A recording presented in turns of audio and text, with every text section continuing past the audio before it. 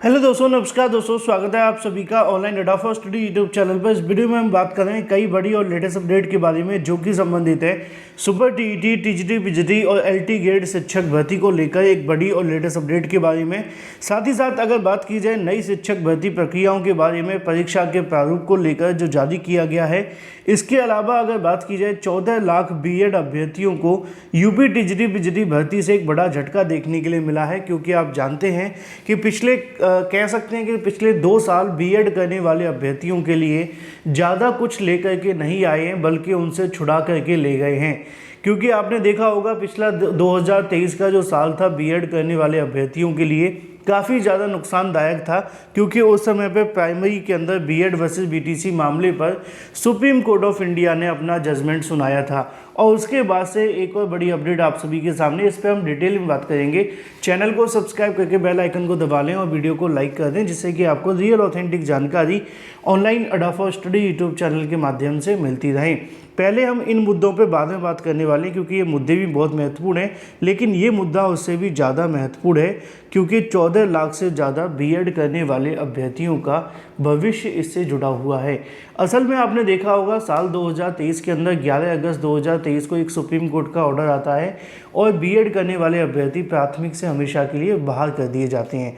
अब उनका भविष्य तय होगा जब बाद में एनसीटी या सरकार की आंख खुलेगी कि हमने लाखों करोड़ों अभ्यर्थियों, उनके बच्चों का कहीं न कहीं भविष्य बर्बाद कर दिया है, तो आने वाले समय के अंदर कोई बदलाव किया जाए। लेकिन टिल डेट, जब तक मैं आपके सामने वीडियो बनाऊं तब तक तो ऐसा कुछ है नहीं है। यानी कि फ़िलहाल बीएड प्राइमरी में वैलिड नहीं है। अब आपने देखा होगा कि जब बीएड प्राइमरी में हुआ करता था तो एक बड़ी चीज़ सामने निकल के क्या थी, जिसमें ये कहा जाता था कि बीएड करने वाले अभ्यर्थियों को कई अलग अलग मौके मिल जाते हैं। ये बात सच भी है कि बीएड करने के बाद आपको बहुत सारे मौके मिलते हैं। एक सेकंड के लिए अगर इसके फ़ायदों की बात करें तो बीएड के बाद आप टीजीटी पीजीटी में जाते हैं, एलटी ग्रेड में जाते हैं, और इसके अलावा खंड शिक्षा अधिकारी भर्ती में जाते हैं। इसके अलावा आपको प्राइवेट सेक्टर में थोड़ी नौकरी मिल जाती है स्कूलों के अंदर, क्योंकि बीएड की एक वैल्यू मानी जाती है। लेकिन सवाल ये है कि क्या बीएड करने वाले अभ्यर्थियों के पास जो मौके बताए जा रहे हैं, क्या वो सफिशिएंट हैं? तो इसका जवाब है नहीं। क्योंकि बीएड करने वाले अभ्यर्थियों को जो मौके बताए तो जाते हैं, लेकिन वो मौके सही मायनों में बिल्कुल भी बेनिफिशियल नहीं हो पाते। एलटी ग्रेड में भर्ती आती है 10,000, पिछली बार आई थी, है ना। इस बार कितनी आएगी? 6-6 हज़ार पे चल रहा है। लास्ट में आते आते आ जाए तो बड़ी बात होगी कि भाई 10,000 पे भी आ जाए, है ना।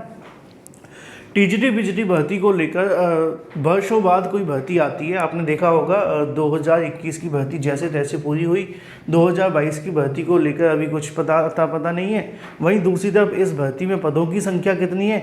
4,163। 4,163 अभ्यर्थी, सिर्फ इतने पदों के लिए विज्ञापन निकाला गया। अब इसी में आपके ओबीसी, एससी, एसटी कैटेगरी होती है, इसी में आपके मेल फीमेल होते हैं, मेल फीमेल की अलग अलग कैटेगरी होती है। उसके बाद में सबके अलग अलग सब्जेक्ट होते हैं, सब्जेक्ट के अंदर भी आप सभी की कैटेगरी होती है ना। उसके बाद में कंपटीशन बहुत ज़्यादा होता है। भगवान ने चाहा पेपर लीक हो गया तो और सोने पे सुहागा, क्योंकि हम कहते हैं ना कि जो भी होगा भगवान भरोसे। ये उत्तर प्रदेश के अंदर हर भर्ती में ये हो रहा है। अब भगवान ने चाहा तो नहीं होगा, तो ये एक अलग चीज़ है। लेकिन मुद्दे की बात ये है कि 14 लाख बीएड अभ्यर्थियों के लिए एक बार फिर से झटका है, क्योंकि 14 लाख से ज़्यादा बीएड अभ्यर्थी यूपी की टीजीटी पीजीटी भर्ती प्रक्रिया से बाहर हो जाएंगे। कैसे, समझ लीजिए। ये आज ही का एक न्यूज़पेपर है जिसको पढ़ने के बाद में निश्चित तौर पे आपको बहुत सारी जानकारी मिलेगी। अब यूपी में अगर बात की जाए टीजीटी पीजीटी भर्ती को लेकर, लिखा हुआ है कि पदों की संख्या नहीं बढ़ी तो कहाँ जाएंगे 14 लाख अभ्यर्थी। प्रदेश के अशासकीय महाविद्यालयों में, अशासकीय माध्यमिक विद्यालयों में शिक्षक भर्ती के लिए तकरीबन 14.33 लाख अभ्यर्थियों ने आवेदन किए हैं। ये असिस्टेंट प्रोफेसर और टीजीटी पीजीटी का आंकड़ा बताया जा रहा है। दोनों में अगर बात की जाए परीक्षा तिथि घोषित होने का इंतजार कर रहे हैं। सभी पदों पर भर्ती प्रक्रिया शुरू होने के बाद 14.28 लाख अभ्यर्थी छटकर बाहर हो जाएंगे, क्योंकि यहाँ पर जो पद 5,000 हैं, है ना, और आवेदन कितने हो गए हैं? 14,33,000। 14,33,000 में से आप 5,000 को निकाल देंगे तो 14,28,000 के समथिंग जो अभ्यर्थी वो तो बाहर हो जाएंगे। अभ्यर्थी चाहते हैं कि पिछले 2 सालों में जो रिक्त पद हैं उनको पुरानी भर्ती में शामिल कर लिया जाए। अशासकीय महाविद्यालयों में असिस्टेंट प्रोफेसर के 1,017 पदों के लिए भर्ती निकाली गई थी, जिस पर 1,14,000 अभ्यर्थियों ने आवेदन किया है।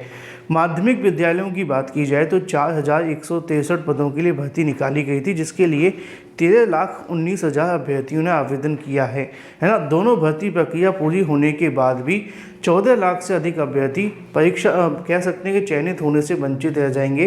इसके बाद उन्हें अगली भर्ती का इंतजार करना होगा।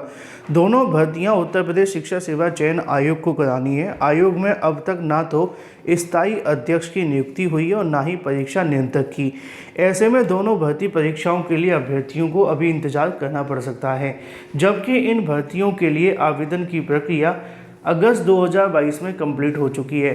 लिखित परीक्षा के बाद भी इंटरव्यू नहीं हो पा रहे हैं। अभ्यर्थियों का कहना है कि अगर भर्तियों में तेज़ी आती भी है तो अगले साल तक चयन प्रक्रिया कंप्लीट हो पाएगी।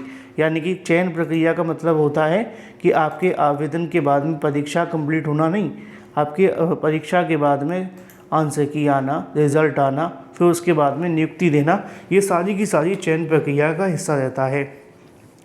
ऐसे में आवेदन से लेकर चयन प्रक्रिया पूरी होने तक 3 साल का वक्त लग जाएगा। अगर दोनों भर्तियां के पदों की संख्या नहीं बढ़ती है तो पिछले 2 साल से भर्ती परीक्षा का इंतजार कर रहे 14.28 लाख अभ्यर्थी चयन प्रक्रिया से बाहर हो जाएंगे। प्रतियोगी छात्रों के माध्यम से कहना है कि भर्ती प्रक्रिया का इंतजार करने वाले लाखों की संख्या में अभ्यर्थी प्रक्रिया पूरी होने के बाद भी आखिर कहां जाएं।